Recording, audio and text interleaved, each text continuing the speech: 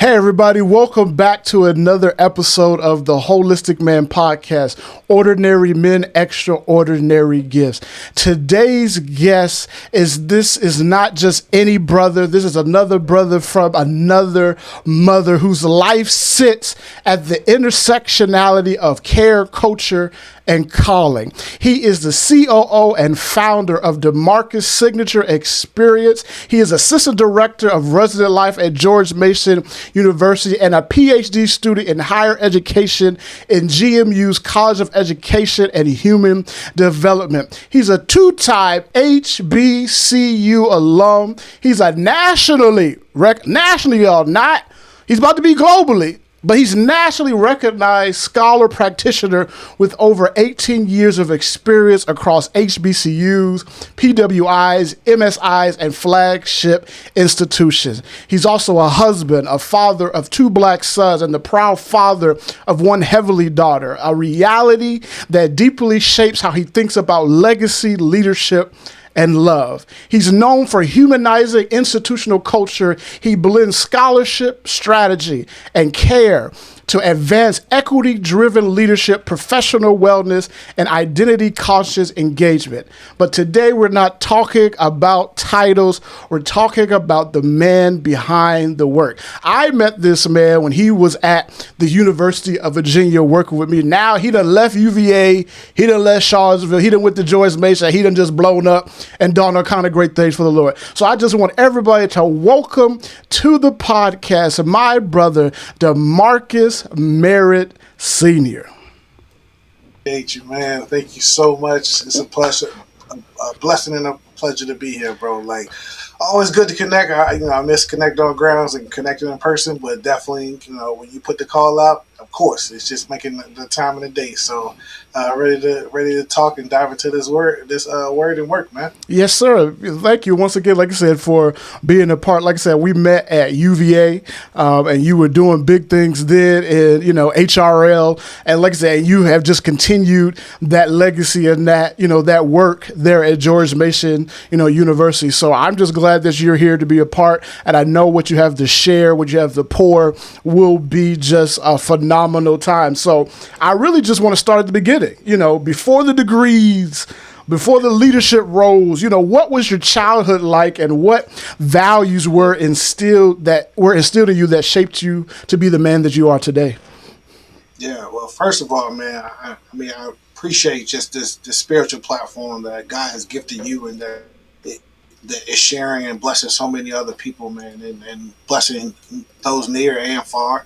And you truly have allowed God to use you as a vessel. So, I imagine when he sees Jeffrey C. Smith II, he says, "Well done, my son." So I want to give an and fruits and flowers for this platform and how you allow him to use it. It's been a motivation to me. Been that spiritual accountability. Like, okay, I got to make sure how am I walking, aligning with his word, right? And so I think from my childhood, I'm very grateful for the strength and the resilience and the wisdom and expertise of a single black mother, and my grandmother, my grandparents. We stayed with my grandparents probably up until I was 12. Helen from Emporia, Virginia, a little small town. Most people know Emporia for Route 58 and that speed trap that we setting out there. Speed trap. Let's talk about it. Let's talk about right. Like, how we just gonna change it like that, huh? 65 to 25 and 25 miles. Real quick. and they ready for you. In the cut. Right. Like, where was your car even at? That was a river, sir. Where were you at? Where did you come from? Like, he had the Batmobile with the bus. Right, submerging from the swamp. Like, so but no, man, my mom and I think I'm so thankful, as a kid growing up in the church, and for me, church wasn't just a building. My grandmother and my mother, they brought church home, right? We prayed together. I saw them pray. I saw them really center God and really lean and trust on God. And so it wasn't just like, oh, we going to church. Like, it's how do we house that church within us? And I think they truly foster the spirit. And so the scripture does say, train up a child. And I think that's so vital because there are times in my life that we can talk about at any given point that I call myself kind of walking away from God and trying to do it my way and trying to do my own things. But, when that life had me to autocorrect, it went back to my foundation. It went back to the faith. It went back to the Father. And so I'm very thankful for them. And, my mom, who I give her flowers, Deborah Merritt, and I give her flowers because, honestly, bro, I never really questioned where my dad was. I didn't meet my dad until I was 25. Wow. And God definitely got a funny bone because I met this man when I left Richmond I left Virginia Union to go to the University of Georgia. I stopped by a bank on my way out of Richmond to cash my last little check. So I had a little gas money, get me over, a little food, little snacks. And as I'm walking in the bank, he is walking out of the bank. Yeah, it's crazy. Wow. Crazy. Yeah. And so, but I like I said, I give thanks to my mom because she never missed a beat. She was at all my practices. She helped me, really made sure I got connected to other strong men and what have you. Never said a bad word. I remember one conversation which I think helped shape a lot of my younger perspective into my adulthood was, hey, son, we are all, we all make decisions. And we got to love people despite that, right? And yes, your father's not here, but I don't want to I'm not going to raise you to hold a grudge against him.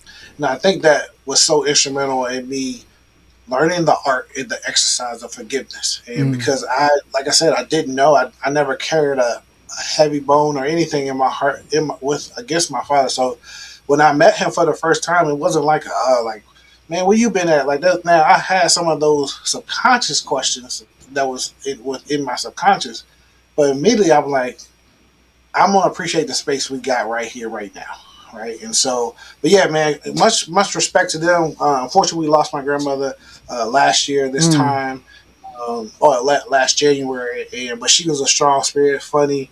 Didn't play about her fried fish and Pepsi, and so I just appreciate those simple beginnings because I think so much in life when God gives you a lot, you know how to appreciate and take care of it better because you know what it is not to have. You know what it is to have something very little or something that, you got to share and make this meal stretch and all those kind of things. And so I will say I grew up very rich and very blessed, even though like my bank account might not have showed it as a kid, but I never went without. I never thought like, dang, if my life would be better if I had this because I was surrounded by so much love, my family, my aunts, uncles, strong men in the church and the community, coaches. So many people were loving on me and trying to make sure I stayed on the right path. So I'm so thankful for my childhood because it gave me such a strong foundation. I think that's what also caused me into the work, and I'm so passionate about, particularly working with young Black men. Especially if they've had trouble past or if they've had just to be a sound voice because I had that and I felt like I had a pretty good upbringing, right? So I want to pay it back and pay it forward by helping other young Black men. Well, even if it's just making a space, buying them a meal or, hey, bro, or just saying, hey, bro, I see you, right? Because we got enough out here to saying that we're not this, we're not that. And I want to be a voice and a vessel to help remind.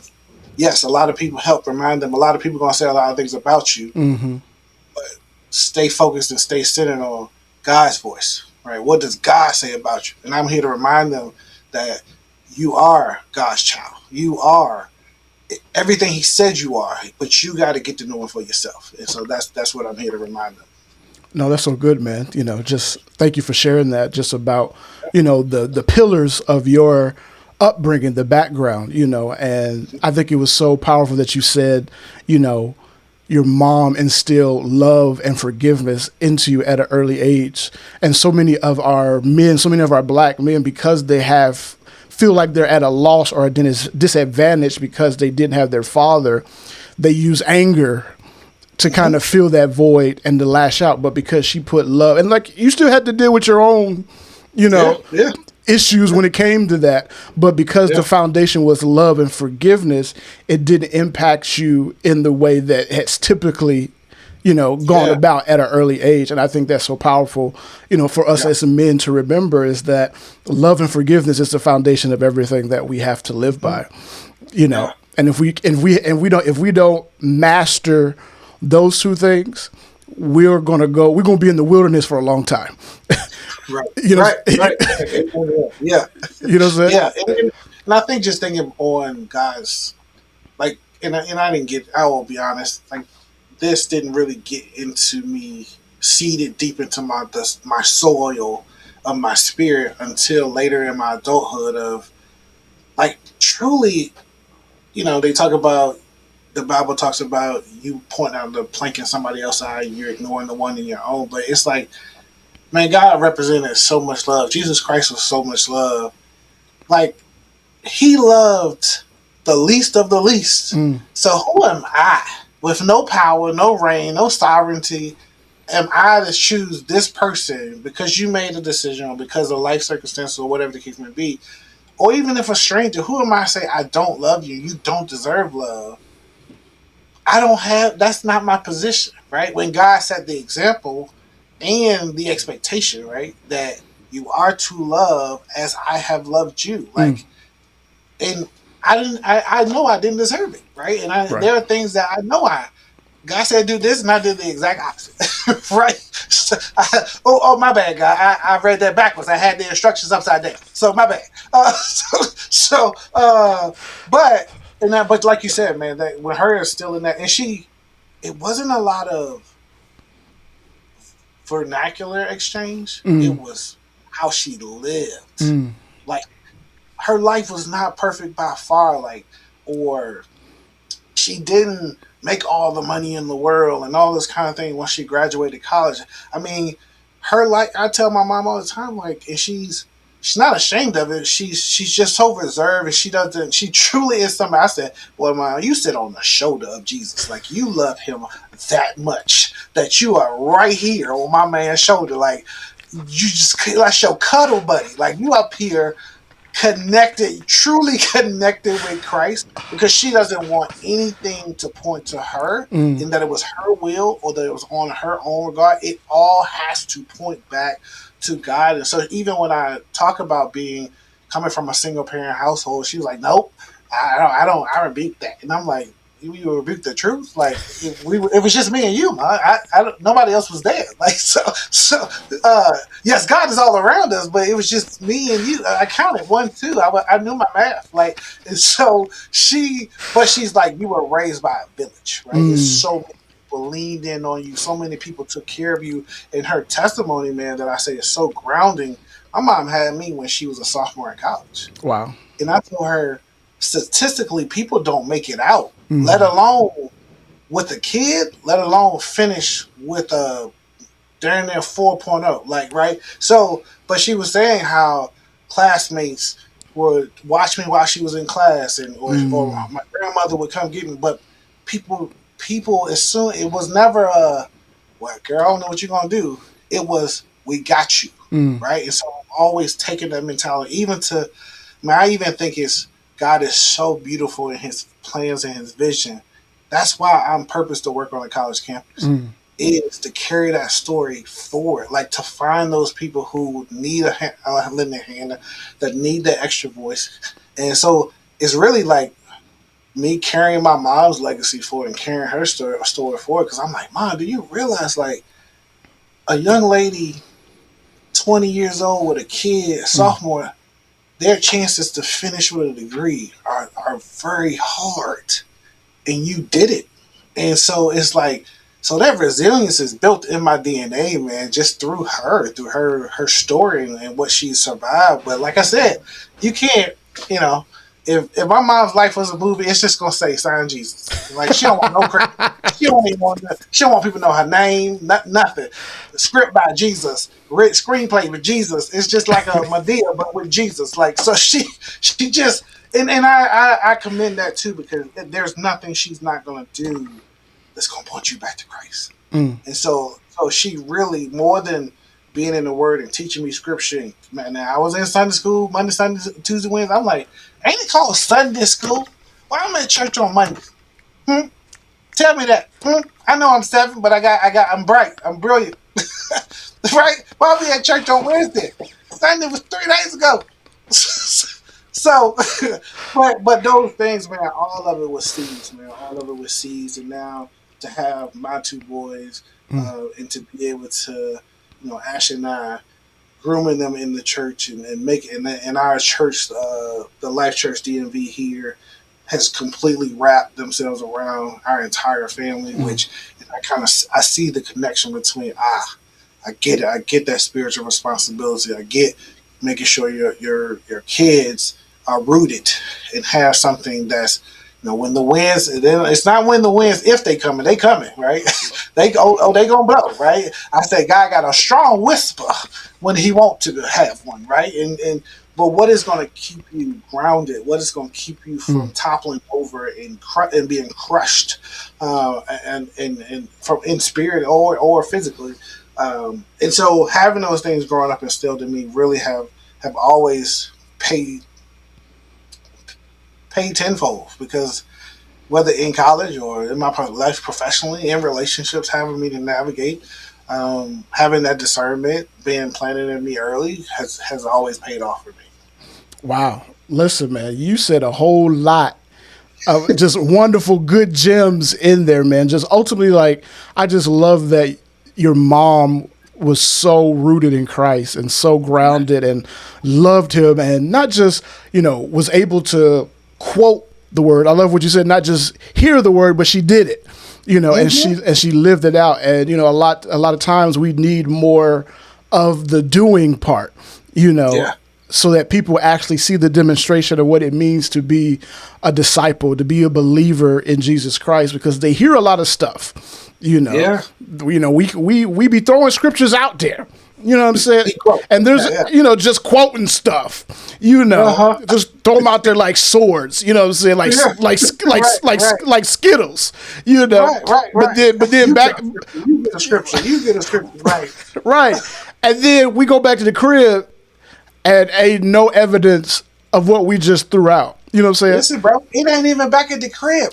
You catch me at a stoplight and somebody cut me off. Facts. Christ taking a nap in the trunk. I'm gonna let you have this right now, and it ain't gonna be for the good book. It's gonna be for my book. You said, "Hey, Jesus, let me take the wheel back. Let me take the wheel back. I got it. Go ahead, take a nap. Yeah, go on sabbatical real quick. I got this. Right. Yeah. And so, man, this is a song that comes to mind as you were sharing that I can't think of the artist, so forgive me, but it's a Christian artist, and he says it doesn't matter if you have Christ in your kitchen if people can't see Christ in the Christian. Woo! Like, I heard that bar, bro, and I said, yo, like, and it's a young boy. He has to be like 16, 17 on this track, and I'm gonna tell you, the way I heard that song, my 9-year-old, bro. Wow. He heard it. He was like, Dad, have you heard this song? And I'm like, where you get it from? Like, and so he was like, he's heard it on YouTube one day, and then he went and found it. And so it's a banger. It got some beat on it. But I you ever heard a track and they say something, you're like, wait, rewind, yeah, hit back, scroll back, And so that right there is such a grounding, it's a bar for real. Oh, that is, yeah. It's such a simple but profound framing for this is what we're supposed to be doing. Like, you can't go to church all day and you like, yes, you can go in the church, but you're still not of church. You know what I'm saying? Yeah. Like, how is this word seeded into you? So even when it's default, right? Even when life hits you, even when life strips you down, is God's word present? That's why one of my missions this year is to spend more time with God. It's very simple, right? I think before I used to try to do these grandiose New Year's resolution. I'm gonna be 50 pounds lighter, and I'm gonna be 20 steps closer to Christ, and I'm like, no, bro. And I heard Pastor Vernon going out of Richmond. He was like, one of the things that he did a few years ago was he worked on having a better studying habit. Mm-hmm. a better sleep habit, and a better spending habit. And so I'm on that study habit right now. How can you know God's voice if you don't spend time with Him? And that was like, God of a chin chacky. Like I sometimes I feel like God take that spiritual sandal off and He hit me on the back of the neck and just pop me in that little soft spot right there at the back of your head and be like, yeah, that's it. That's what I want you to hold that. Stick with that right there. And I'm like, you know what? Because I be doing drive-bys with Jesus. Like, I ain't from Compton. I be doing drive-by. I'm like, I gotta get you for 10 minutes real quick. I get you. You can give me 10 minutes and I give you 24 hours. Word? Oh, cool. Like, oh, okay. So, yeah, God chin check me enough that I'm like, I want to spend more time with Him so I can recognize His voice. I can recognize His truth. So when everybody else is saying, DeMarcus ain't this, and DeMarcus is this, and I'm like, no, God said this, and I know it for myself. Bro, using my prayer closet in my journal, because literally that's like my goal this year. Like study, like there's a sacred space that I need to get to, and I haven't got there yet. To where it's just me and Him. Like it's me and Him, but then like I need deeper. I need more. I want to be just totally overwhelmed by His presence. And that takes, like you said, that takes time. That takes sacrifice. That takes fasting and praying. That takes repenting. There is a way to get to that. You just have to be willing to be hungry enough for it, and so like when you said that resonated with me because it's like I'm on that too because being in ministry and always preaching and things of that nature, I found myself the last few years just always studying to preach. Nothing wrong with that. But then at the same time, like while I was also getting edified by what I was preaching, but then also I wasn't doing the study time that I needed for my personal time with Him. You know what I'm saying? So like really this year, I was like, I'm not taking any public engagements because I want to be private with Him. Ooh, want to say that right now. Hey, bro, go ahead and put that holistic merch. You know what I'm saying? Go off. Don't go public, go private. Bro, listen. I love that. Right there, man. Oh my gosh. Because there's like people want to be seen, people want to be admired, people want the platform, people want the mic. I'll be honest with you, I ain't never wanted it. You know what I'm saying? I'm the Jonah. Like I will sit in the fish and you ready to come out? Nope. I'm chilling. I don't want to go to Nineveh. I don't want to tell them that. Nope. I don't want to go over there. I'm Gideon. I need you to turn this yellow flower turquoise. And then I need for you to uproot it and it walk to me. And then I need a polar bear to come out the woods in Virginia and open the Coca-Cola bottle and and then say, I know Tony the Tiger, he said it's great. You know what I'm saying? That's me. You know what I'm saying? That's me.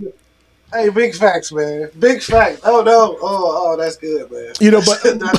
But we get so, and I heard somebody say it. I think it was Dr. Darius Daniels. He was saying that we get so caught up in the doings that we're human doings, but we're human beings. Yeah. You know what I'm saying? And so how do I be with God? How do I become like Christ?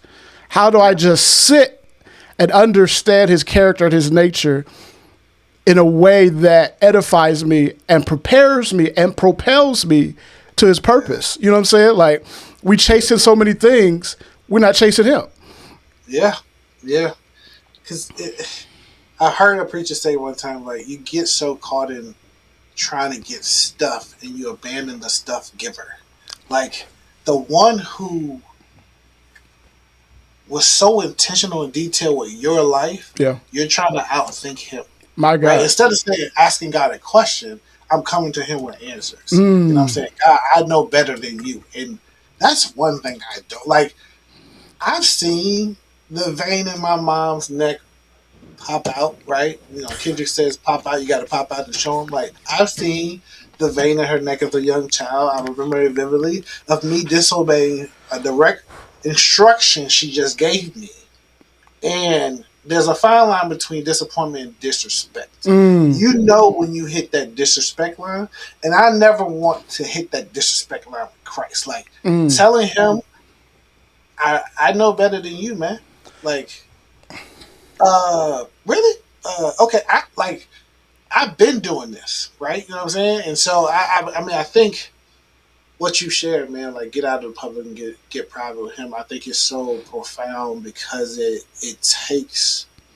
does the ultimate thing to shift the attention off of ourselves to him, Yep. and that's ultimately what he desires. That is ultimately how we satisfy the jealousy of God. Of, hey, you're my child, Mm. like not the other way around. Like I really do. Jesus be talking to us sometime. Like I ain't one of your little friends.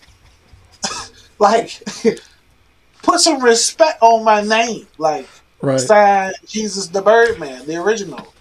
Like you know what I'm saying. So, but I think spending those private times, man, and I've had more times than enough.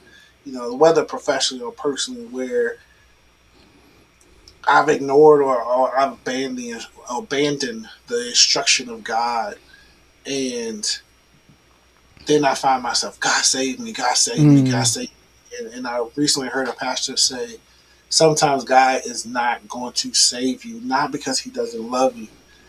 He doesn't save you because he's already in it with you. Mm-hmm. If he saves you from it, and especially drastically, you will forfeit the lesson and development that you need for another chapter in life. That's the beauty of God, man. Like he's so far ahead that this one little interaction or this one little lesson, this one little setback, he can use it to set you up for years to come, set up your generation for years to come. And the other piece that I've learned in my Christian walk, bro, and you know, I've stumbled, fallen, backtrack, all that kind of stuff, but I think I would just say got serious about God in a more intentional way when I thought about I never want my sons to pay for the sins of their father. Mm. I I never want that. I don't want them to go through something and then I'm 60, 70 years old and I'm like, the reason he going through this is nothing he's done. It's me. And it's not God punishing me. God has to fulfill and God has to fulfill his will. And I think that's what we forget sometimes. We get short sighted like, oh, it's supposed to be, you know, barefoot, it's supposed to be a beauty and a breeze, and we walking through the garden and everything's so good. Like I turn my life over to Christ and everything is fresh squeezed orange juice and breakfast and MTO and like God is cooking the eggs and like nah, God will fulfill his will. Mm. And we pray, may your will be done. We forget the way though. It is God, your way. Because your way is supreme. But I now so you might have skipped the lesson and not did what I needed you to do, but it won't skip your generation Mm. because that has to get done. It's my will. So whether you go through it or your sons go through it, you choose. I'm a gentle guy. Mm. I'm gonna let you choose. You can do it, or your son's gonna do it. Which one you gonna do? And that's where I think I started to become more responsible and less religious Mm. with my Christianity. Like, because religion, if you're not careful, can be a routine and not be a relationship. Mm-hmm. And how am I shifting away from the routine of Christianity and religion and diving more into a responsibility? This is my relationship with Christ. It's my responsibility to Christ. And that being my filter for everything. How I treat people, how I forgive people, how I approach work. How do I address that person at work who's getting on my nerves? How do I address the person who cut me off in traffic? How do I address the person who I just cleaned out all that ice from the parking spot and now they gonna park there because Jesus come down now, right now. Like Jesus, please come back on a snow sled or something because I just spent 3 hours cleaning this spot. Like, you know what I'm saying? Those are little tests. And I'll say this. Now I want to, because I'm enjoying YouTube, bro. Like, I appreciate this exchange. Morgan Freeman. I saw something on YouTube, and it's from a movie, but I saw the clip on YouTube, and he said that when he got to a true place of contentment, what he realized was, and this was his character in the movie, he realized in his old age he got to a true place of contentment when he truly felt like he understood God better. He said, I understood God better when I understood he doesn't give us exactly what we ask for, what we pray for. He gives us the thing that will then develop this thing we ask for in us, right? So he said, when you pray for patience, God doesn't just gift you patience, he gives you kids. He gives you problems. That's what he does. No, he gives you problems and say, be patient with this problem. How you gonna? And that's how you develop that. So God doesn't always deliver gifts; He develops them in us, right? And so how we truly trust in Him, like, okay, God, Your will, not mine. And that's usually, I would say, the simplest but most settling prayer I've ever prayed. God, Your will, not mine. Because I have to figure out, how do I continue to deny myself and figure out what You want. Like you said, getting out of the public, getting into private. Like, literally, now I know why my grandmother and, the old time religion songs talking about getting in the prayer closet. Like, that, it's a getting in there. Because you think about a actual closet, like, it ain't much room in there, bro. Like, who else in here? And it can't be nobody but you and Jesus. Like, you and Jesus. And so, how many spaces am I occupying? And how am I creating space for this private time with God to really get to know His voice, to really get to know Him in a better sense, and all around? Because just when you think you know God, like, He show you something different, or show you something deeper, that you're like, dang, I really thought I understood that. Yeah. But now I see it differently, and now it applies differently in my life. And so God is just a good God, man. He's awesome. And just so brilliant. Like, I get caught in how brilliant He is. Like, you're such a detailed God. Like, you thought about everything. Like, you thought about it all. Like, I'm just in awe at times. Like, yo, you really thought about all of this. Like, that's crazy, bro. It's not crazy, it's Christ. I'm gonna stop saying that. It's not crazy, it's Christ. Wow, that's good. I like that. And and the thing is, like, what you said was, he ain't make no mistakes. Nothing. My man is winning, like the internet. He ain't lost not one. Not one. Not made one mistake. Not one oops. Not oop. Maybe let me redo that. Backspace. Right. Well, no backspace in the Bible. Well, not right. He was like, he knew that it was coming in the future, but he said, this time it's not for this time. It's not for this time, and so that's so great. And so I just want to let you know that, don't be alarmed if I show up at your office tomorrow, and just because you just shared so many gems, right? Open your policy, I'm about to be at George Mason. I'm like, hey, y'all got any open jobs over there? I'm trying to be with DeMarcus. Where he at? Come on, bro. Come on. I'm with it, bro. But no, like, you shared so much just wisdom and knowledge that I believe that men have to get into that place and that space so that they can be who God created them to be. And like you said, and you said this early on, the world is trying to kill us. Take everything that God organized and arranged in the beginning for men to stand in their places, in their positions, in their roles, and literally trying to do everything to unravel that, and it takes men that are willing to get, like you said, get to that private space and know who they are, so that when, like you said, when the winds come and the rains come and, tornadoes, hurricanes, and whatever it may be come through, they can stand firm like the word says and be men and not be, tossed to and fro. And so, like, even thinking about, the things that God gives you, and then even like being able to get in that secret place and trying to prioritize it, we realize that it doesn't come without a test. Yeah. It doesn't come without an obstacle. So I just want to ask, like, what were some of those obstacles as a young man that you faced? And then even as you develop more in your walk with Christ, what have been some of those challenges that you faced that have shaped just this fire and this hunger just to be in the presence of the Lord, to who you are right now?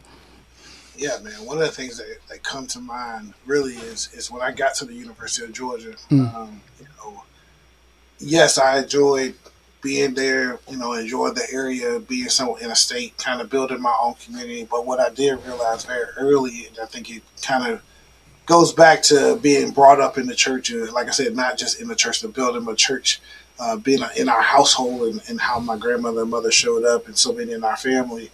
But it was, I felt weird not going to church, right? I felt weird not being amongst the people, right? And also, you know, there was an elder who pointed out to me one time. He's like, man, church ain't really always about the singing and the clapping and all that kind of stuff. He said, how you know what to pray for other people if you're not in there with the people? And we don't know what to pray for you if you're not here. Like, it's the community. It's that we get to shoulder each other's burdens. And so when I got there, man, I caught myself walking away from God, kind of frustrated with things and with life and where I was. But it wasn't God. It was more so myself. I had set up all these ambitions and desires, and really allowing the world to distract and distance me from who He called me to be. And so I think that was a very kind of Daniel in the lion's den moment for me, because I felt like I literally remember one time very vividly. I was in my hall director apartment.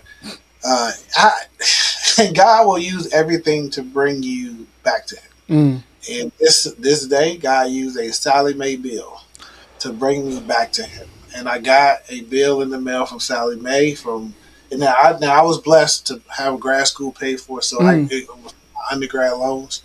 And so I got this bill, had been paying my little tax on it, right? And I just got to a point where some of it I was being irresponsible with the money I had, but also it was just becoming so much, right?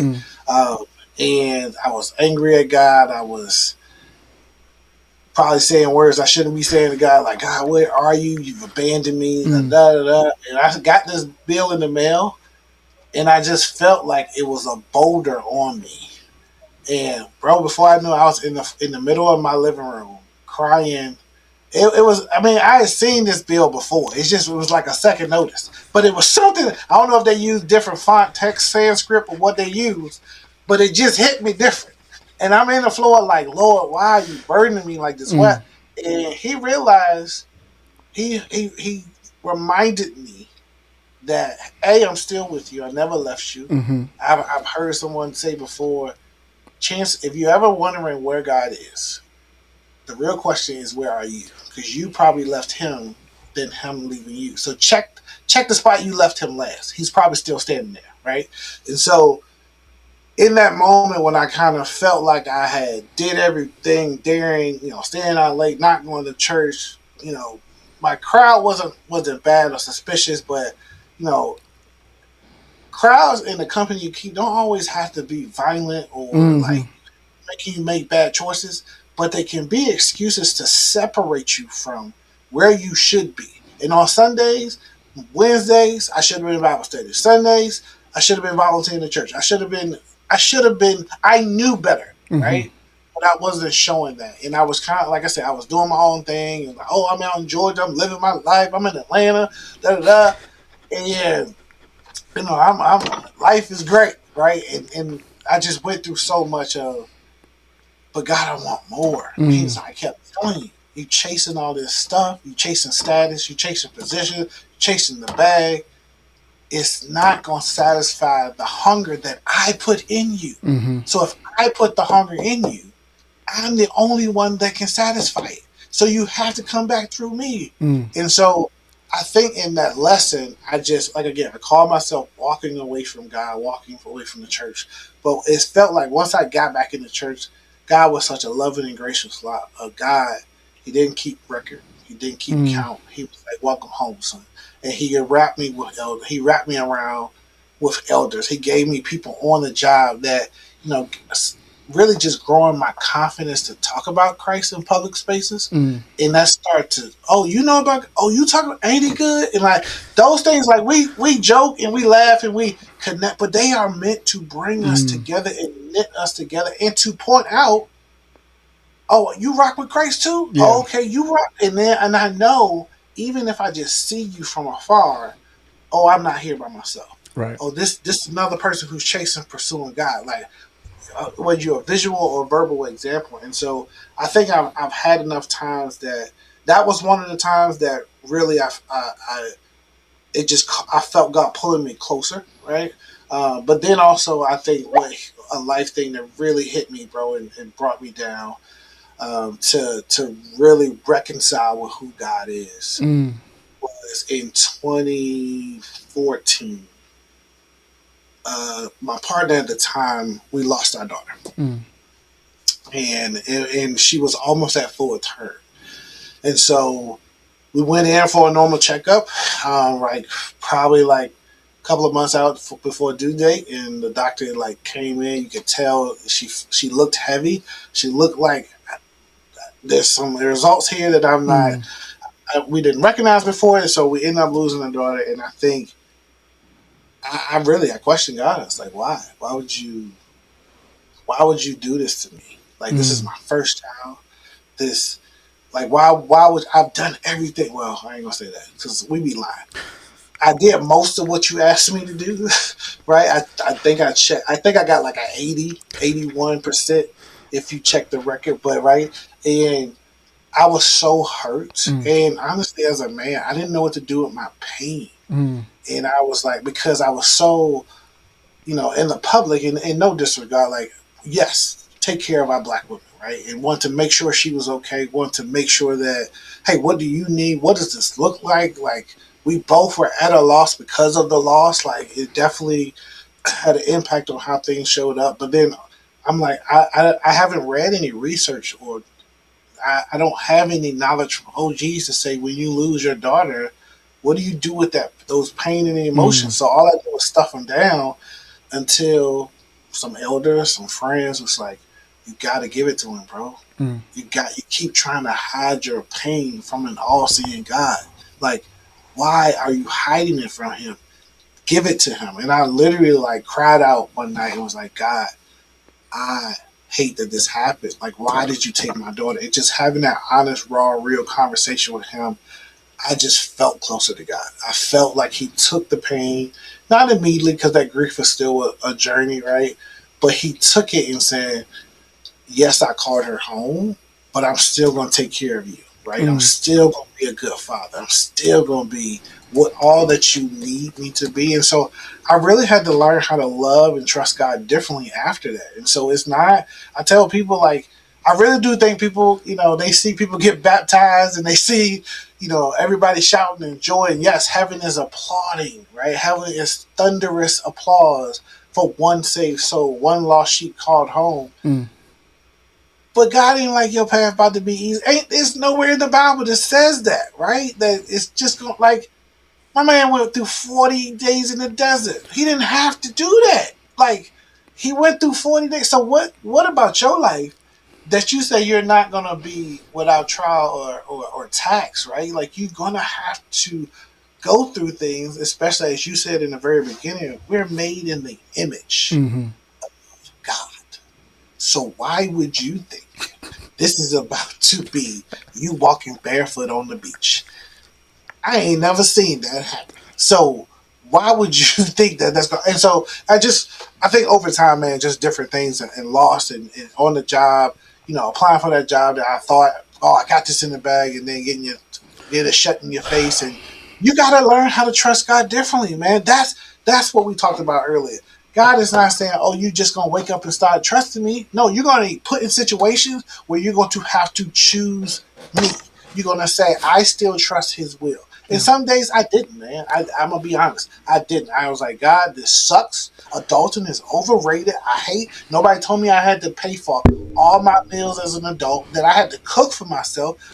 Who? What? Where's the adult manual? Like, and so, really getting to a point Yeah, I think I got to a point in my life, man. Like I just had to relearn how to trust God. I had to Mm. relearn how to love Him because He was still loving me.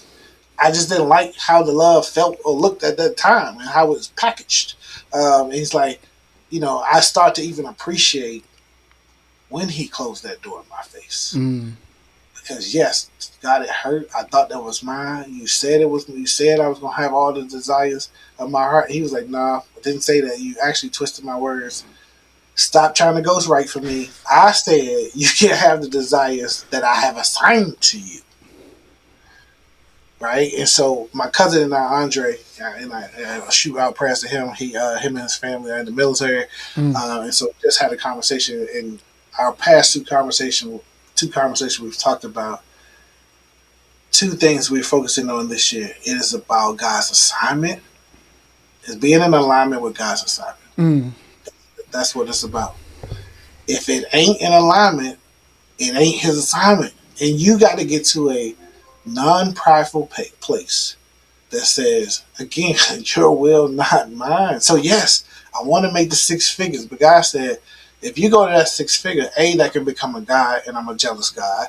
B, it's going to take you out of the church because you're going to be working on Sundays. C, the people there ain't are the farthest away from me. So you like it's so much that we're so short sighted Mm. that we can't see past. Oh, that was just a no, right? And because man, I'll tell you like vulnerably, I hated to leave UVA. Like, Mm. like I appreciate the flowers. Like I was in my bag at UVA. Like You I felt was. like I was in my bag. You Like I was doing was.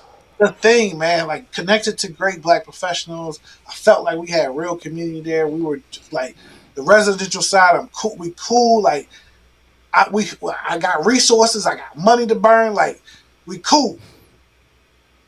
But God shut this door and He shut this door and Mm. and really hit me one time. And I was talking to Ashley. And she was like, "Hey, what if you're not supposed to plant roots in Charlottesville?" So God is shutting every door from you doing that. Like, bro, like I'll tell you, I left UVA and took a pay cut to come here. That was not on my Mingo card. I don't, that's not the way I play Monopoly. I don't go backwards. And I said, okay, God, I trust you. I trust you. And then the second layer of trust was now I got to go tell my wife, my soon to be wife, right? Hey, babe, we going to Northern Virginia. I'm going to go 2 hours north. Like I'm a settler trying to look at the land, evaluate is this safe for us to move. I take a job with less money, tell her to trust me Mm. to move with me, leave her job. Jesus. She gotta find a job, and we and wait a minute. Did I say I made less money? You did. I just want to make sure that everybody heard it again. And so I'm like, God, what you doing? Right. Like, tell me something. Give me some footnotes because you gonna mess around. I'm about to lose my wife, man. Like you asked me to trust you. Mm. You ain't say she gonna get involved. Like, what we doing?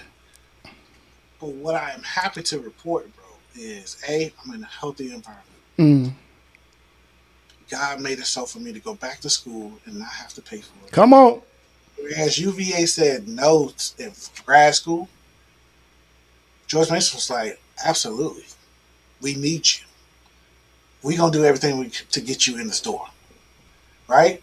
And what we didn't know in 2 years after she actually left housing, went to academic affairs. Within 2 years, she is now the director of housing at American. So God said, "You thought I was just moving you. No, no, no. I was replanting your family. So it ain't. I won't just lining you up.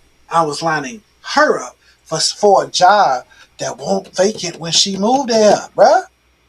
You can't tell me, my God, like." when I say I'm in love and in awe with the intentionality, so he was like, because if I didn't move you, if I didn't shut the doors at UVA, y'all would have planted there, and you would have been outside of what? Outside of my will, outside of my alignment, outside of the assignment. So if I moved you, she gotta come. Mm. So she gonna come, the family gonna come because I need her to. I need you to move so she can move, so then I can move her, and then I'm coming back around. Like, okay, God, okay, all right, you flexing now. Okay, okay, I got you, bro. It was to a point where she was like, "Hey, babe, I think the interview went well. We praying, we persisting, we fasting." And she was like, when it comes to salary negotiation, what should I do? So we were talking through things that I've done in my past, and I was like, actually, see what they say first. Mm. Bro, she didn't have to negotiate. They came back with the max. My God. Jesus. Like, what? I said, we going to Sizzler tonight. we put some extra sauce on that, right? But and it's not even about that. It's just the intentionality of God, man. Like, Mm. cause I'm like, babe, if I don't take this job, which looks like less, but also, and I don't know if you knew this, bro. Like, when I worked at UV, I was still living in Richmond, so I was driving 3 hours a day I did for not know that. 2 years. No. Yeah, 2 hours a day, spending like $200 a month on gas. No, $200 a week on gas. Yeah. Yeah, yeah, yeah. So God was like, yeah, you don't see it up front, Mm. but you got more time back with your family. It's like you're not getting home at 7 or 8 o'clock no more. You're not working on weekends like you used to. You're not dumping that money in gas no more. So I got other ways I'm gonna bless you. I made a provision for you to go into and get this degree within the next 3 years. I set your wife up. And matter of fact, the double blessing in that, bro, in 2025 in January, we were planning for a October 26th wedding. In October 25, October 25, we went to Orlando, went to one of them little timeshare things, said, bless you, thank you, no thank you. And we kept moving. During that weekend, God hit us both. Like, what y'all waiting on? We still got, I still have 2 months. I've gifted y'all with 2 more months of this year. What are you waiting on? We literally pulled out our work calendars. Oh, this the only date I don't have nothing? What you got? She's like, I don't got nothing either. I ain't on duty. I don't got. Cool. Make some stuff. Make some calls. Bro, we married December 13th, 2025. Jesus. Because God told us, I've aligned all these blessings. Mm. But what good is it if you don't go into covenant? If you're not under covenant and going into the new year? Like, what are you waiting for? Mm. Because the rest of it is really just for family and for, oh, hey, we party. You know what I'm saying? You eat good. But if you come into agreement with me, I'm going to bless you beyond Mm. measure. Right? I mean, there's Whew. no earthly measurement for you to be able to say, oh, God gonna bless me this much. Mm-hmm. Nah, triple that. Like, cause we don't have the measurement on this side of heaven to measure how he gonna bless me. So it was really important us not to go into a new year. Mm. But bro, and my wife is type A. So she is playing. And she was like, so we really doing this in a month and a half? Mm. Yeah, like, and when I say God, Mm. line stuff up with money, line stuff up with the venue, our pastor's availability. Like, every time we said, hey, yes. Can we? Yes. Can we get a payment? Yes. Is this paid in full? Yes. Bro, like, we did not enter 2025 thinking we would be married, bro. We did not. That was not on the bingo card. It was planning for a wedding in 2026. Not you gonna be in front of each other exchanging vows. And when I say like, Ooh, I just felt that. Ooh, my God. Jesus. like, like Ooh. a from that moment to, well, in addition to that moment, man, it was doubling down on God. I will give you a fresh yes, Mm. a fresh yes. I'm not gonna give you my leftovers. I'm not gonna give you something that's expired praise. I'm gonna give you a fresh yes every single day. You've been too good. What are we talking about? You can't tell me my God ain't been good, bro. We weren't supposed to. Like, I ain't gonna say we weren't, but God had planned for us to get married. Bro, we got married on that Saturday. She started her new job 2 weeks before that. Like, what we talking about? You talking about my God? Yeah, I got time. I got examples. I got evidence. Run the film. Like, it's true, bro.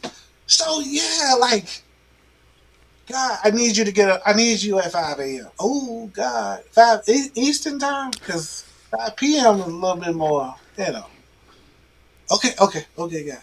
And like I said, man, I don't do it every day. Like, it's been a little 6:15, 7. Like, okay, God, I'm getting there. I'm stretching towards 5. But what you said hit me so much in my heart, man. Just about getting in that private space with God and protecting that private space, because you're gonna need it. You're gonna need it at some point. The winds will blow, and if you can't be especially in today's time, man. Like, I think about the digital pull, that the increase of digital pull on our kids, and how much that is grabbing their attention. And we didn't have to fight with all that. It was, TV was damn near black and white, and you got your shows, your soaps that come on at the same time, and you know what I'm saying? Like, we was outside. We was outside a lot, but they don't be outside. They gonna say we outside, but y'all not outside. You inside, texting about you outside. Like, and their outside is different than our outside. That's a totally different meaning. You know what I'm saying? We was riding bikes. Drinking water from the water hose, hooping.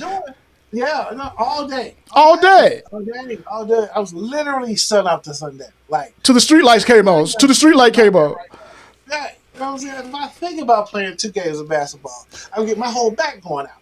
My whole back. I ain't going nowhere. You know what I'm saying? But no, man, God has been so good, and like, I would be remiss, and I'm sure you walk this walk as well, that it's not always perfect. There are times that I slip. There are times that, and I try to be in an active state of repentance to be responsible, like I said, with that relationship with Christ. And because, also, I know my boys watching, so I can't have their dad praying over them at night, praying over their walk, and then they see me cuss somebody out in traffic who cut me off. It's conflicting messages. And ultimately they choose which one they gonna keep.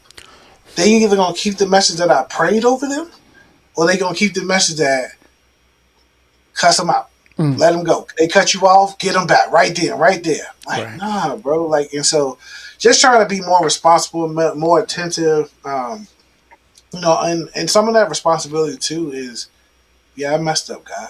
Right? Fessing it up. Like, I messed up. I didn't do exactly what you asked me to do. I didn't do it in the time that you asked me to do it. God, forgive me. Right? And I think I try to do that because I never want to take God's forgiveness for granted. And trying to be exactly as your platform is so timely and eloquently named, being a holistic man of Christ, man. Like, really giving my full yes to him, my full fresh yes, and saying, God, I know I'm renting this body. I'm renting this space.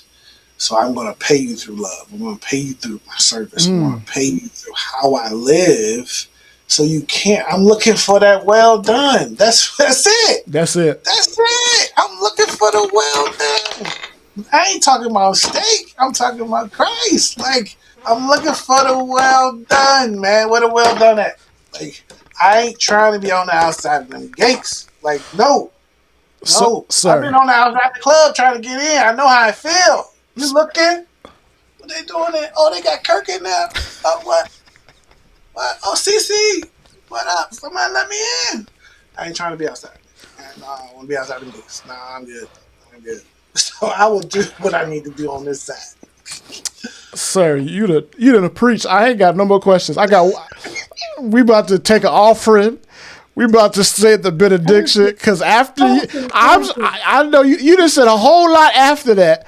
I'm still stuck on the wedding story. That's where I'm stuck at. Just how God manufactured and manifested that thing like that. Yeah, I'm gonna text you. Just add me to the group chat because whatever all you got, I need it. Whatever it is over there in the Merritt senior household. I need it. I need Mama Merritt too. I need to shake her hand. I just need her to pray for me. Lay hands and pray for me, okay? Because I'm gonna ask him. I'm gonna need you to get off Jesus' shoulders. Please, actually, no. Don't get off the shoulders. Pick me up and put me on the other one. Just let's hang up there together because I want to see what this look like, what it feel like. Because I ain't never been up here. I be at his feet. You know what I'm saying? Because I don't be worthy enough to be like, hey Jesus, let me climb up here. But you done got your little wings and you done experienced life. Because sir, the way that God did that, like that is going. And the key in that it was so powerful for me was like, God spoke to you, the man, and he said, God doesn't mess up order. You know what I'm saying? Like, he's like, if you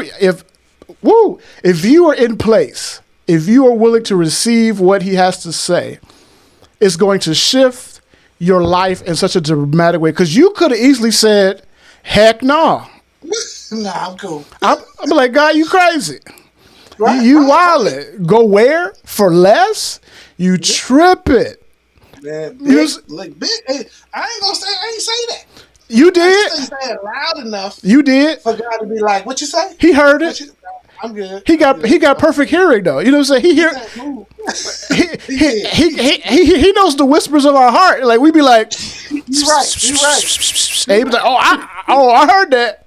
Right, decoding everything. Listen, the worst beating I got in my life is because I mumbled under my daddy didn't even hear what I said. He said, "What did you do?" Go to your room. Can I tell you to this day, I was 8. I have never mumbled under my breath again. Yes, bro. Ever. And if I am, I'm going somewhere else where like you. And then even then, I'm afraid to mumble because he still might. But are you in there mumbling? But that is such a powerful testimony. Just when a man is submitted and surrendered to God, it brings all his family into alignment to receive the blessing. You know, we talk about. Like I said, I got one more question for you. I'm gonna let you go because we could be here for about 5 hours, and we ain't gonna do that. Yeah, man. Listen. Good. Everybody else, you Netflix and chill. Ain't nobody looking at the clock. No. Okay. But I'm here with you, brother. I'm here. I appreciate it. You know, I don't even know what I said because that was so good. But but you know, when you're in alignment with God, there's nothing that can stop you. And I know where I was going with the family. You know, we talk about Abraham and we talk about how God told him that one, he was go to a place where you ain't never been before. Trust me. You know what I'm saying? Just leave your family and just go. And then, you know, I'm gonna make you father of many nations. Huh? I don't got no more pumps, Jesus. My pumps. I see that. I got 87 pumps. I don't got premium pumps no more. I'm old. But you still gonna make me a father of many nations. I ain't got no kids. Like the thing is, like we talk about Sarah being old. Like Abraham married Sarai knowing she was barren. Mm-hmm. Like it says it in the scriptures and Sarai was barren. Then he said, leave. Then he said, I'll make you father of many nations. Then on top of that, like it's not math. But then like when you get in that waiting period, you're like, oh, okay, Sarah's like, that ain't gonna happen. I done seen what happened in the tent. It ain't really flowing like it used to. You know, I don't really got the same energy. So I'm gonna go get this Egyptian woman, this black woman, and we go make it this way. And then God's like, that's cool, but it's still gonna happen how I said. But we talk about, this journey, this pathway, and we talk about the blessing that he gave Abraham. But then at the same time, because of the blessing he gave Abraham, Sarah was blessed too. Abram was the only one name changed. Sarah's name changed too. And so when the man is aligned in purpose to the assignment of God, everybody and everything that's attached to his name comes with him. And because it might not be grandiose, it might not be written in the scripture, because it might not be remembered for all time, we ourselves are blessed because of what Abraham. We are sons of Abraham. We are the lineage. The lineage, right? you know what I'm saying? Because of Abraham. We're in that bloodline because of Abraham, Yep. And we're being blessed because of what Abraham took that step. And so your story and your testimony, and I got a story too, but we ain't gonna go into that. But I'm just saying, like, because you done preached, and I'm gonna let your story say because I'm still stuck on it. But I'm just saying, like, because you were so, like you said, found faithful to listen to the will and the word of the Lord, you got up and went. Yeah, it was difficult. Yeah, it was hard. But at the same time, you knew that if he told you to do this, that it's going to be in your best interest, and he's going to be Jehovah Jireh. Yes. He's going to be Jehovah Nissi. He's going to he already went ahead and fought the battle for you. All you had to do is go in and take the land. Oh, come on, somebody. Come on. Come back, boy, I tell you. So many of us are missing the promised land because we think we're grasshoppers when we're giants. I'm a spin around praise. Spin around praise. You know what I'm saying? Like, if we stop having the grasshopper like mentality and start having the God like giant mentality, there's nothing that can hold us down. God told the children of Israel, this is your land. Yeah, yours. He didn't tell them there was giants, there was lions, tigers, and bears. Oh my. But he already said it was already yours. But because they doubted, because they complained, because they were used to Egypt, they was like, oh no, there's so many, the Amalekites and the Ammonites and all the ites in there. We can't do nothing. We see the giants or whatever. Joseph and Caleb was like, you idiots. What you mean? We can take it. We got it, fam. Let's go. We got it. And so your mentality as a man can either cost you 14 minutes or 40 years. Because God took them the long way because he knew they were not ready for the short way. Yeah. And that's that something that has been sitting in my spirit too, bro. That 14. That's gonna sit with me for a minute. I gotta write that down. So one thing that the reality that if adulthood, and I would say being an adult Christian, because there are also adults who are spiritual infants, right? And at some point, when are you going to grow up in Christ? And I had to realize when I was in my 20s, I was still being an infant in Christ. I was still doing childlike behavior. When God says, exactly as you said, man, I've called you for more. I've called you for more, but how can I trust you with much if you're going to squander away little, right? And I think two things that I've been able to, that God has taught me, and some of it has unfortunately been repetitive lessons because, like, God is like, you didn't get it, so you're going to repeat this course. Christianity is a classroom too. You don't automatically go to the next grade just because you've been there for 365 days. Facts. There's no perfect attendance prerequisite that you've been here every day. You've been in church every day, so you get to go to the next level. No. That's not how it works, right? Study and show yourself approved is what the word says, right? And that is the core of the text. But two things that I've walked away from, bro, that I hold close to me is preparation before elevation. Sometimes I'm praying outside of God's will because he's like, I have not prepared you for what you're praying for yet, right? Or, okay, if that's what you want, I'm going to take you through this because it needs to prepare you, right? They talk about when you excel in elevation in the sky, there's a different capacity in your lungs that's needed for you to breathe at different levels. And that's what I believe God takes us through at times, is that I require a different capacity of you. I require you to breathe differently. Like you should not still have the same heart and breath space that you had when you were 20. I require more of you. And how do I learn how to breathe with God? I be with God, right? Oh dang. How do I learn how to breathe with God? Be with God is I learn how to breathe with God, right? Because one thing, in middle school, I had to run cross country, and I say I had to because I did not want to. My track coach, called it conditioning. I called it punishment in prison.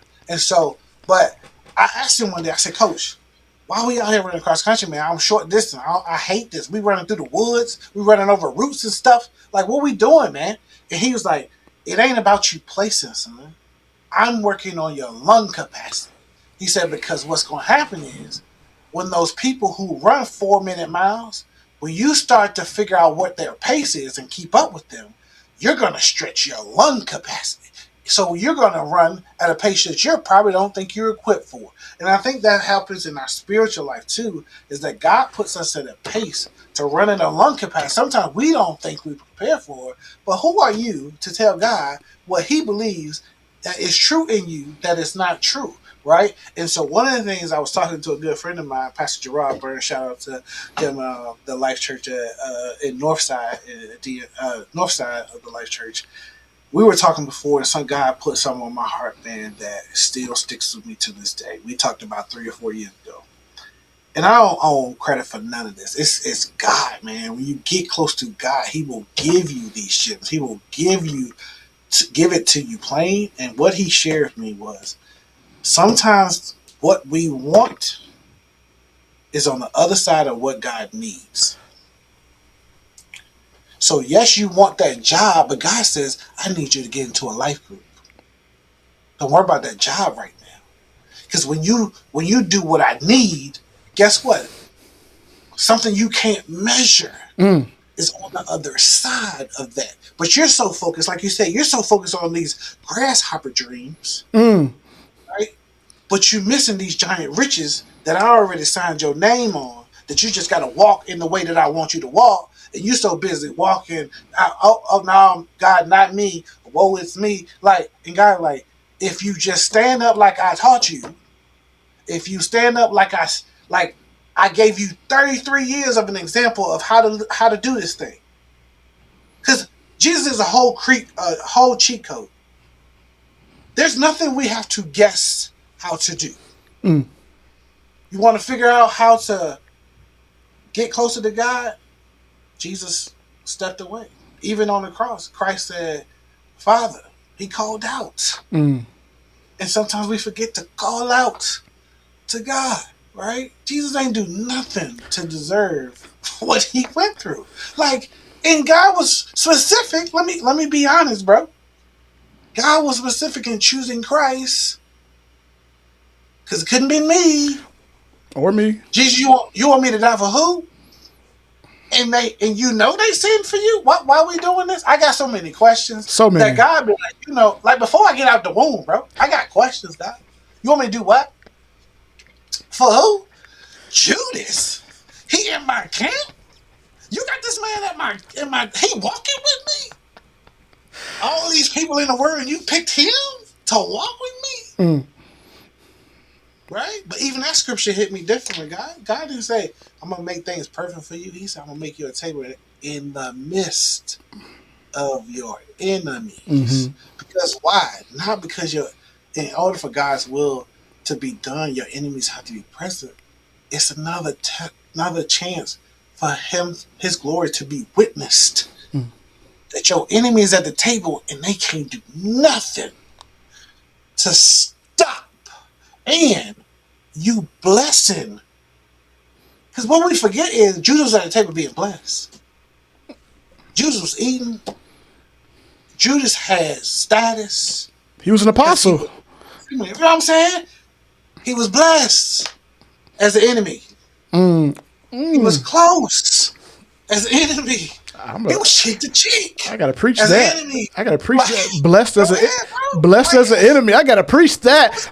My God. So the thing is, I'm gonna get mad. God uses me. He's blessing me to witness to an enemy. Like, God want to keep you close. Like, there's been time, I've done this in my life, so I'm laughing because somebody make me mad. We not cool no more. Block, you block, block, block.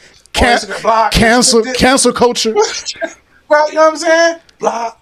And God like, that's not what I said either. I said in the midst, meaning how I want to bless you, I need them to have a front row seat. That's how my witness takes full glory. Not they got to hear from somebody else that, oh yeah, you heard about DeMarcus? You hear about Jeffrey? No. He want them scrolling to see you giving that testimony. Dang, I prayed against this man. He's still getting blessed. Dang, I can scroll. You might scroll, but you're gonna listen to that story. You might even your thumb gonna slip and you're gonna double tap. I'm like, they watching. They watching, Jesus. They watching. Okay, I see what you're doing. Right? And so he kept him close. Because what we also dismiss at times, like, you got brothers and sisters. Yes, sir. You got brothers and sisters, right? You didn't get to choose them. I didn't. Your parents did. They didn't. I mean, not really. They just got busy. God sent them down. You know what I'm saying? But what I'm saying is, like, I know what you're saying. Yeah. You don't get to choose who's your brother or your sister. Facts. You don't get to choose, and God is so dope in how He arranges language and instructions. You need to love your brother and your sister. You don't get to choose who's your brother, who's your sister. They might make you mad one day. They gonna make you happy one day, right? But it couldn't have been me. As soon as somebody dropped a dime on me and say, yo, Judas ain't that guy. Judas, come here, holler at me. Holler at me. And we still in the way in the middle of the night. Judas ain't gonna know nothing. We playing, you know how you used to play school bus and pass the joint? It ain't gonna get to Judas. Judas gonna wake up and we gonna be gone. And the whole history of Christianity would have changed right there. And God was like, you're not doing what I asked you to do. I'm like, God, it's some fine print that I don't agree with in this agreement, in this contractual agreement we have. Judas can't go with me no more. I can't sleep at night knowing this man is going to die. And the crazy thing about Judas, they knew what he was going to do, because Jesus said, the one that kissed me, that drink of this cup, eat this bread, is the one that's going to betray me. And you mean none of the 11 got buck? None of them. Look, I ain't about violence. Oh no! But Judas would have disappeared. He wouldn't have been a problem. If Peter cussing people out in the streets and he cutting ears and stuff off, he could have get a bop bop. That's my other thing. None of y'all 11 ain't got nothing. Y'all can't handle my weight for me. You ain't got no hands. No, none. No, bro.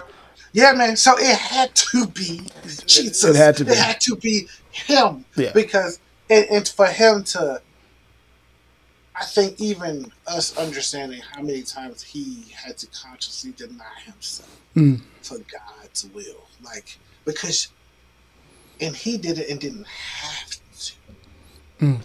He had all power. He was sovereign. Like, you know what I'm saying? Like, he could have got himself off the cross. He could have not been prison. He could have not gone into the desert. Like, he's made literally in the image of God, man. Like, he didn't have, but he said, your will, not mine. Right? Like, a prayer in a command, right? In a yes. That was Jesus' yes. Like, God, your will, not mine, man. Like, because even if on the cross, if it be your will, then I'm going to stay up here. It ain't say that, but that's basically what he said. I'm going to stay up here. That's what he said. I'm gonna stay up here. If it's a small print in there that you said that if I say 3 words, if I say I love you, and you come gonna get me, then come on get me. Come on get me from this, man. And so it's just learning, living according to Christ's example, man, because we truly have the blueprint, right? And I love what you said about the positioning and posture of the man, and And truly, I've done research even outside, well, I would say inside the spiritual realm, but looking at other sources outside of the scripture and text about how the impact of when you remove a father or a male figure from the home and how it can make that family so vulnerable Mm-hmm. to attacks, to spiritual, physical, otherwise, and to just not that a woman represents weakness by any means, but it's that spiritual responsibility that God has assigned to the father, to the male, and I don't take that lightly, right? And so, yeah, I can, like I said, I can either do what I'm supposed to do and what God has called me to do, spend time with Him so I can better understand His word, because that's usually what the frustration is. Mm. When I said I don't understand God's plan because I didn't spend time with it, Right. right? And it's not that He's being so secretive all the time. It is, I put it there. You didn't study the text. You got to live with the results that you got. You didn't study and show yourself approved. You left your family out there. And that's when I get like, okay, God, okay. You being a little gangster right now. You chin checking your boy like, I got it. Okay.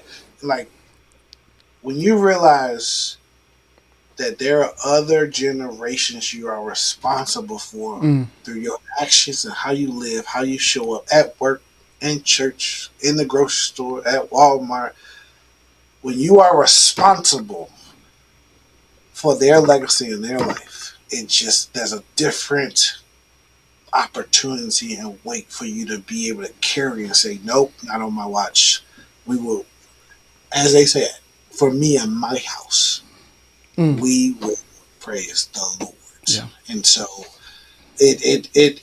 I consider it an opportunity and a responsibility, and I just love learning with God, man. Like I appreciate that. I feel like some days I should be much farther along in Mm. how I understand Him and how I understand how He works, but I still feel like He don't keep no record. He no Mm. judgment. Like I just want you to spend time with me, bro. Like picture a homie coming to you like, bro, just spend time with me. I don't need no money from you. I don't want nothing from you. Just kick it with me.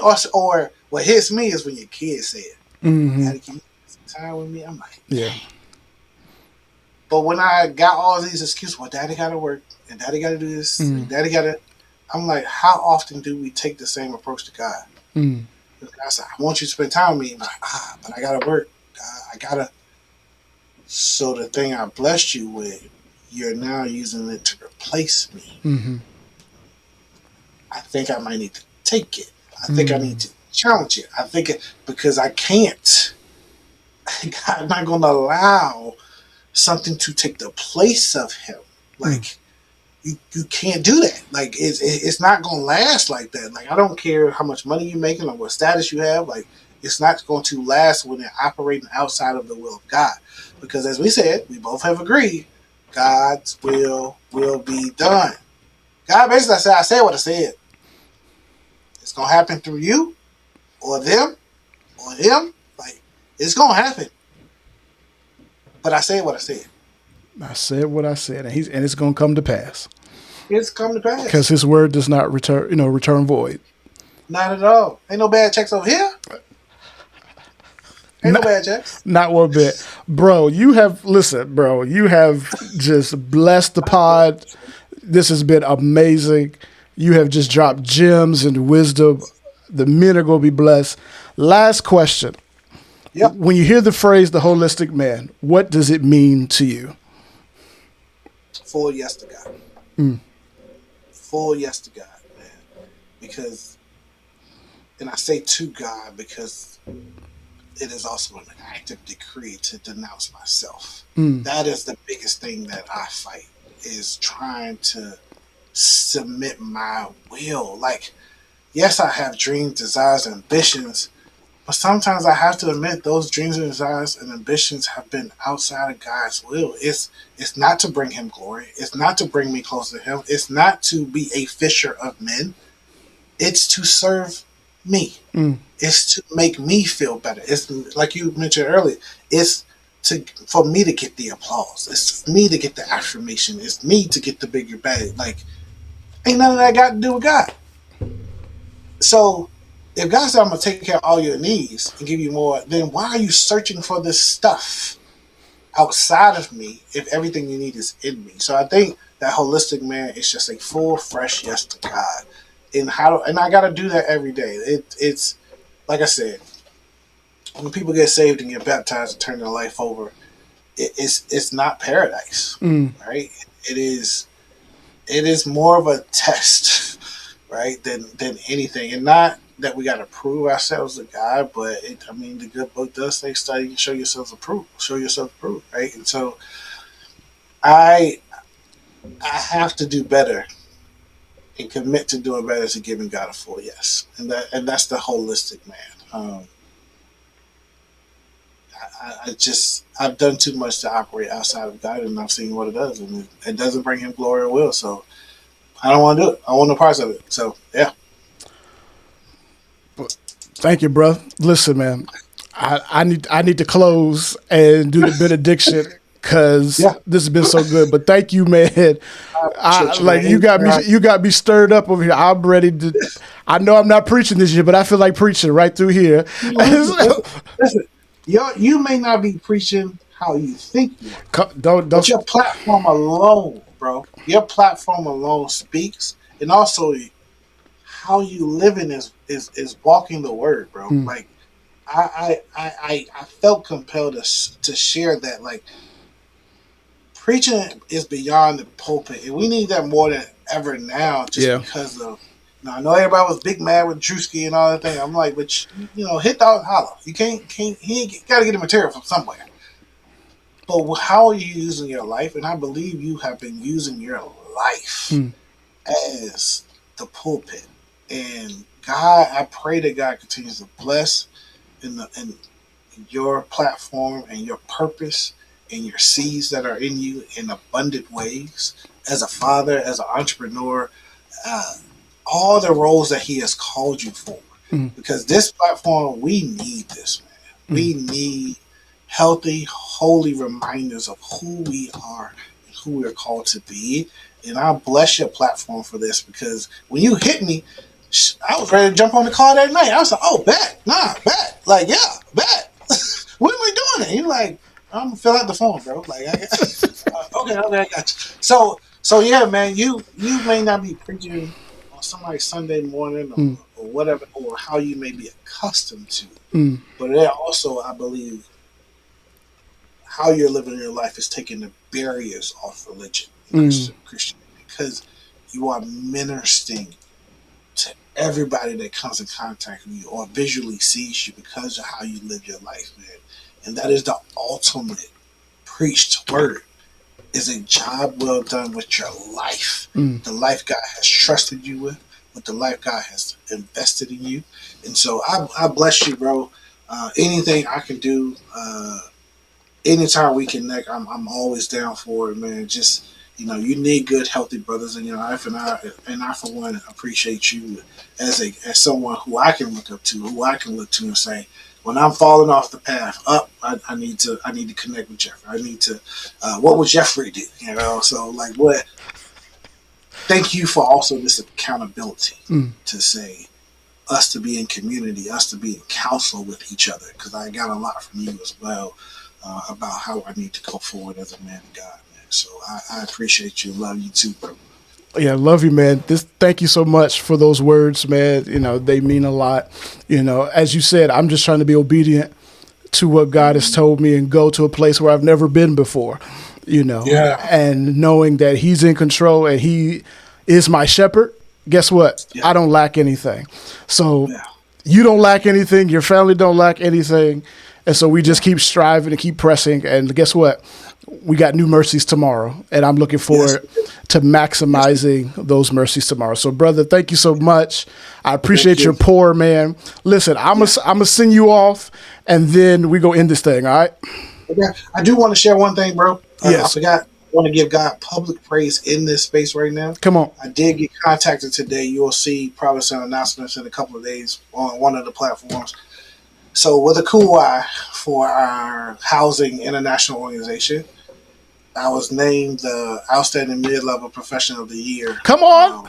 Yeah, man, God, like in tears. So I had to get myself together before we got on, and I was like, man, because I'm gonna be every other word. He gonna be like, brother, we can reschedule. Like so, but God is just a good God, and it was even more evidence that He doesn't forget about us. He hears, like you said, He hears every whisper, Yeah. And every silent prayer. And one last thing I will say is a decree over both of us is that our obedience will produce overflow. Our obedience will produce overflow. And so we got to continue to just give God a fresh yes. So, amen. I received that. Received that. All right, brother. Love you, man. Love you too, man. Y'all, I don't got no words right now. I really don't. My brother DeMarcus came on the pod and he preached, he prophesied, he declared the word. My flabbers are gassed. Yeah, listen. You got to go back and watch this episode at least 2-3 times because there's so many gems, so much revelation, so much knowledge for what a man needs. And ultimately, if there's anything you can get out of this, you have to be a man that gives God a fresh yes every single day. So I hope this episode has blessed you. Listen, I'm going to go back and watch it. And like I told him, I'm going to text him so I can get in the family chat, whatever. I need to meet Mama Merritt because whatever shoulder she on with Jesus, I need to be on the shoulders too. I'm dead serious. Like, I need it. But I hope that you've enjoyed this episode of the Holistic Man Podcast, Ordinary Men, Extraordinary Gifts. And so until the next time, be blessed and stay holistic.